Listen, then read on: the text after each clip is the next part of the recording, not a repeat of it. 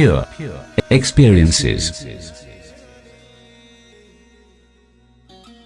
Welcome to the voice version of the blog, Pure Experiences.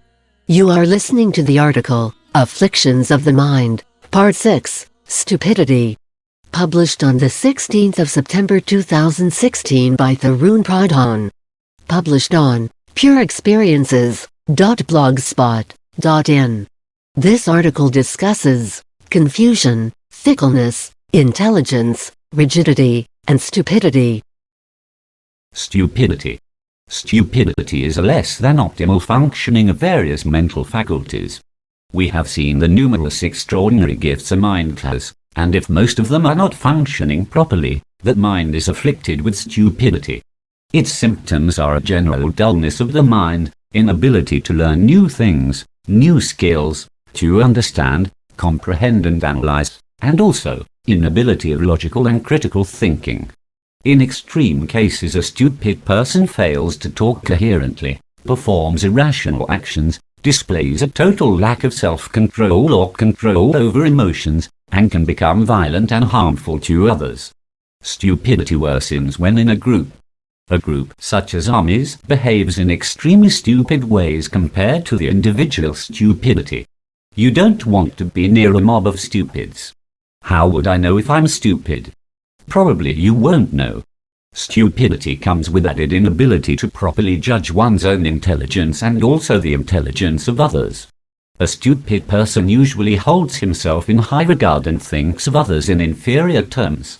He is incapable of estimating others' intelligence and is incapable of understanding actions and speech of an intelligent person. When his stupidity is pointed out or some advice is offered, a stupid will often take offense and can turn violent. This makes things very difficult indeed, as there is little that can be done to improve a stupid person. You can very easily convince a wise man that he has done something stupid, and the wise will thank you for correcting it. But it is almost impossible to convince a stupid that he is so, because he is unable to comprehend the reasons, feels insulted and erects barriers against any good advice. A stupid often blames situations or others for the bad outcomes of his stupid actions. He is full of hubris and superiority complex. The hallmark of stupidity is presence of rock-solid beliefs, superstitions and such. A stupid is also very gullible and can be easily fooled, obviously. Wicked people often take advantage of stupid people and employ them to get whatever they want. It is very easy to manipulate a stupid person, and very difficult to show him that someone manipulated him. Since such people are incapable of excelling in anything, they turn to violence and crime to get whatever they are after. Jails are full of stupid people. Some are too stupid to even commit crimes and end up doing menial jobs. Smart criminals exist, but they don't get caught and are often found making laws and ruling others instead. Stupid people cause harm, to self and to others. A majority of the suffering in this world is due to stupidity. What causes stupidity? The causes are many, and some research has been done on this matter. Some of them are genetic causes, diseases, malnutrition, bad parenting, drugs, bad nurturing and stupid company. However, people with extremely healthy bodies and brains who were brought up nicely in affluent families also display stupidity. It is not very fruitful to argue about the causes. The damage is done already and one should try to find a cure. Note that people with brain damage and mental retardation come under a different category, the category of patients. These are often incapable of performing simple tasks too and suffer from a disability. A stupid person is mostly a normal person and is fully functional. Isn't everyone differently capable? That term is only a polite and politically correct way of saying some people are more stupid than others. It has become a taboo to call someone stupid, for obvious reasons. People don't like it and intelligent people want to avoid embarrassing situations that follow when you call someone stupid. Anyway, it doesn't help to simply tag someone as stupid. He remains so, and usually becomes even more so as a result of resistance. So yes, there is a full spectrum of people ranging from extremely stupid to geniuses. Most of us fall somewhere in the middle of this bell curve. Where do we draw a line and start identifying someone as stupid? It is very difficult, if not totally impossible, to define a fixed criteria for stupidity. There are some attempts, such as IQ, which is just stupidity. An individual is a dynamic entity and his intelligence depends on many factors, times and situations. We have already discussed this. So stupidity is circumstantial. All one can do is identify some broad symptoms of it, as mentioned above, and if these symptoms persist in majority of situations and occur frequently, then it is safe to conclude that the person in question is afflicted. There are some ways to diagnose oneself in cases where one's stupidity is only borderline. If one is still able to get some hints, there is some hope that he will correct this affliction with some effort. If one is surrounded by people who amount to mostly nothing, have never achieved anything material or intellectual, are good for nothing, their speech is limited to jokes and gossip and activities to eating and drinking, then one should start to suspect that he is one of them. Mostly intelligent people leave the company of a stupid, and in time he is left with people of his own kind. So if you are surrounded by stupids, it's time to evaluate your own intelligence. If one finds himself failing in simple tests, incapable of learning simple tasks, and if this happens repeatedly, one needs to sit down and think about it. If one finds himself getting into fights or troubles or in the grip of harmful habits, one needs to question it. If one finds that he is repulsed by arts, books, intelligent discussions, interviews with great people, documentaries, sciences and anything that needs thinking, one should surely conclude that he lacks enough intelligence. If one is not curious, questions nothing, stares in air when questions are posed and is dumbfounded by the activities of intelligent people, one should conclude that a revival of his mind is needed. In cases when the stupidity is harmless, why can't one simply live his life happily? Yes, there are no compulsions to become intelligent or wise. Many people who are not so, live simple lives, are happy and are good citizens. However, it becomes a must to eliminate all traces of stupidity when you are on a path of knowledge, or even when you wish to achieve something of significance. Stupidity is a major obstacle and a telltale sign of ignorance. The good news is you don't need to become a math genius in order to get rid of ignorance. It is enough to develop some common sense, some wit, little bit of logical and critical thinking, and most importantly an open mind. How to cure stupidity? If one becomes aware of this affliction, it is not impossible to cure it. One must start with being humble. Surrender and accept that some improvement is needed. If you desire to progress on a path, the will and energy will be there. If you don't have a path, then you need to evaluate yourself anyway. A stupid is a rigid and ignorant person, so the obvious starting point is being open, malleable and innocent. Innocence is always a good place to start compared to ignorance. Help can be taken. Good teachers are mostly eager to teach anyone with enough patience, interest and willpower. It is easy to find a good teacher. A good student is rare. Books also help. Start with light reading.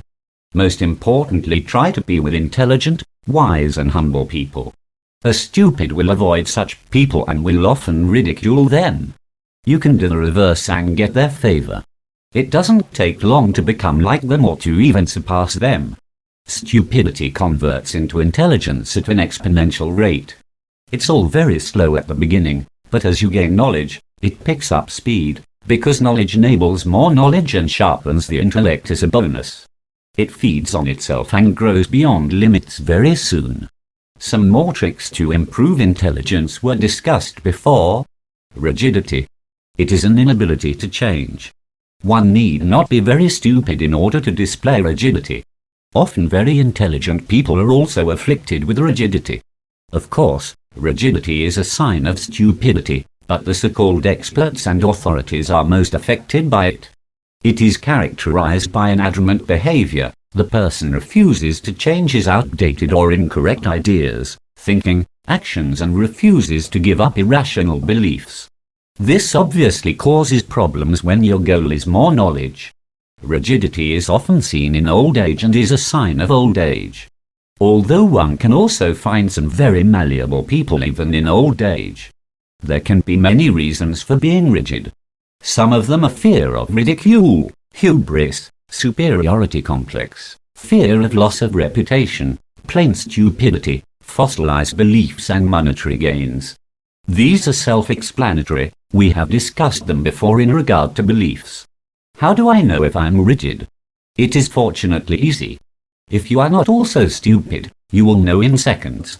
If you are inclined to meet and talk to people of only your kind, if you haven't learnt anything new in years, if you often ridicule new ideas and new generation, if you are always adamant on doing some things in your own preferred way, or if you cannot let go of any arguments no matter what, you do something always in same manner every day, you never experiment, then you can suspect that your mind is in grip of rigidity. How to cure it? Be open-minded, humble, in a posture of surrender, accepting but not believing. Try new things. Try new ideas, activities. Get to know people from outside your circle or profession. Kill a belief a day. There are many ways. And if you are intelligent, as the case would be most of the time, you will soon discover that you are progressing by leaps and bounds. Confusion, or lack of clarity, or overthinking or thinking which takes you nowhere. Confusion halts your knowledge acquisition process. It doesn't matter if one is stupid or genius, it afflicts all. Confusion is caused by conflicting ideas, incoherent beliefs, lack of understanding, stupidity and rigidity. If you are confused about something, it is a sign that you are in grip of beliefs, and you lack solid experience. Too much theory, assumptions, study of texts without seeking corresponding experiences, blind faith on teachers, lack of logical and critical thinking abilities can cause confusion. In the state of confusion, one tends to make wrong choices, and does less than optimal actions. So it is a must that one suspends all decisions till confusions are cleared. The only way to clear them is to gain more knowledge and experience. Fickleness. The inability of the mind to stay at a particular subject for long. Such minds are distracted easily and jump from one thing to another very quickly. They have short attention spans, get bored easily and have no defined goals. However, such people are often very intelligent, curious and highly active. These qualities achieve nothing because they can't accomplish much due to their fickleness. Such people find learning a skill a difficult task, as it demands hours of concentration and can take months and years. If they start learning, they leave it abruptly and attempt another skill, which they leave early too. They cannot think about an idea for very long, and their decisions are impulsive in nature. Obviously, such minds are unfit for meditation or introspection, and it becomes difficult to progress for them. There are some tricks to get hold of such monkey minds. First of all, get rid of all distractions. When you are doing something, say learning or practicing, it must be the only task for you and there must be physical isolation from other things or people. Secondly, break down the task into tiny steps and resolve to finish a step every day at any cost. Cultivate discipline. There are various methods for that. Refer to books. Cultivate awareness of the contents of your mind and your actions. As soon as you become aware that the mind is taking you to some other matter, stop there for a few seconds, let the impulse come and go, and continue with your task at hand. This practice will slowly destroy the fickleness and you will become calm, steady, peaceful and super-aware.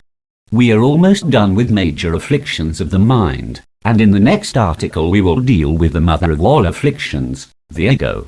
It is not really an affliction, but for a seeker it is necessary to know it in detail, because it can become a huge hurdle. Pure experiences. You are listening to Pure Experiences by Tarun Pradhaan. For more, please visit pureexperiences.blogspot.in.